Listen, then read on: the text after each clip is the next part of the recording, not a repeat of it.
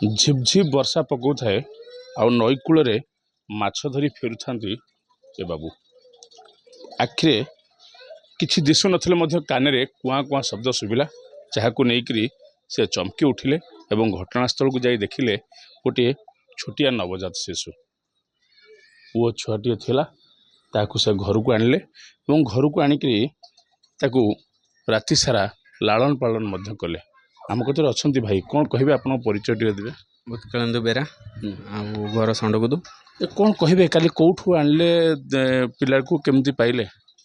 ପାଇଲି କ'ଣ, ଏଇ ଜାଲ ପକେଇବାକୁ ଯାଇଥିଲି, ଆଇଲା ବେଳେ କାନ୍ଦିଲା ଶବ୍ଦ ଶୁଣିଲି, ଶୁଣିକି ଆଣିକି ଆଇଥିଲି ଘରକୁ। ଆଉ ଆଣିଲା ପରେ ଆଜି ତ ମେଡ଼ିକାଲ ନେଇ ଯାଇଥିଲି।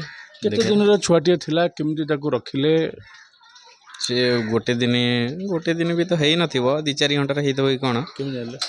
କାହିଁକିନା ତା ନାଡ଼ ହେରିକା ଲାଗିଥିଲା ସବୁ, ସେଥିପାଇଁ ମୁଁ କହୁଛି ସେ ଗୋଟେ ଦିନର ଛୁଆ ହେଇଥିବ।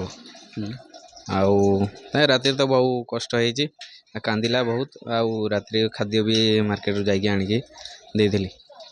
ଆଉ ତାପରେ ଆଜି ତ ସକାଳେ ଯାଇଥିଲି ମେଡ଼ିକାଲ, ସେଠି ସବୁ ଦେଖା ଦେଖି କଲି।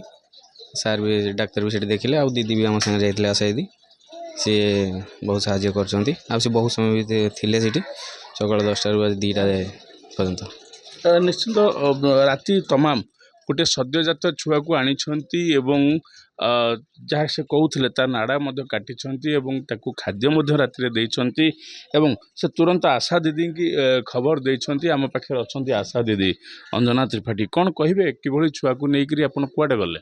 ଆମେ ନେଇକରି ଆମର ଗଭର୍ଣ୍ଣମେଣ୍ଟ ମେଡ଼ିକାଲ ଅଠରବାଙ୍କି ଗଲୁ। ଯେତେବେଳେ ମୁଁ ଖବର ପାଇଲି ସାଙ୍ଗେ ସାଙ୍ଗେ ମୁଁ କହିଲି ଚାଲ ନେଇଯିବା ଡାକ୍ତରଙ୍କୁ ଦେଖେଇବା। ତାପରେ ପିଲା ବି କିଛି ଟୀକା ନେଇନି, ବାନ୍ତି ବି କରୁଛି ପିଲା। ତାପରେ ଆମେ ସାଙ୍ଗେ ସାଙ୍ଗେ ମେଡ଼ିକାଲ ନେଇଗଲୁ।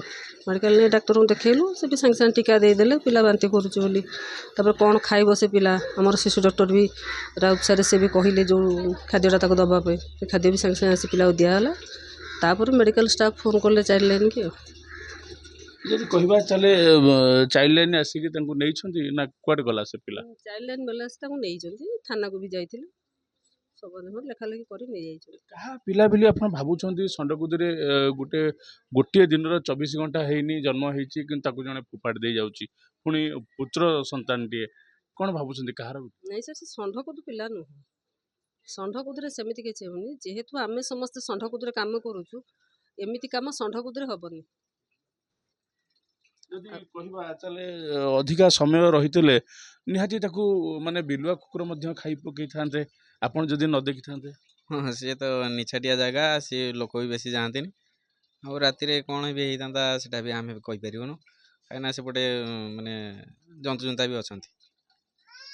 ନିଶ୍ଚିନ୍ତ ଭାବେ ଯେଉଁ ଛୋଟ ଛୁଆଟିକୁ 24 ଘଣ୍ଟା ନ ପୁରୁଣୁ ତାକୁ ଜନ୍ମ କଲା ମା ତାକୁ ଫୋପାଡ଼ି ଦେଇଛି ଏବଂ ଫୋପାଡ଼ି ଦେଲା ପରେ ତାକୁ ଭାଇ ଜଣକ ଉଦ୍ଧାର କରିଛନ୍ତି ଏବଂ ରାତି ସାରା ତମାମ ତାକୁ ଚିକିତ୍ସା କରିଛନ୍ତି, ଖାଦ୍ୟ ମଧ୍ୟ ଦେଇଛନ୍ତି ଏବଂ ଆଶା ଦିଦିଙ୍କ ସହାୟତାରେ ମେଡ଼ିକାଲକୁ ନେଇଛନ୍ତି। ଏବେ ମେଡ଼ିକାଲରୁ ଶିଶୁ ସୁରକ୍ଷା ବିଭାଗ ତାକୁ ନେଇକରି ଜଗତସିଂହପୁର ଯାଇଛି।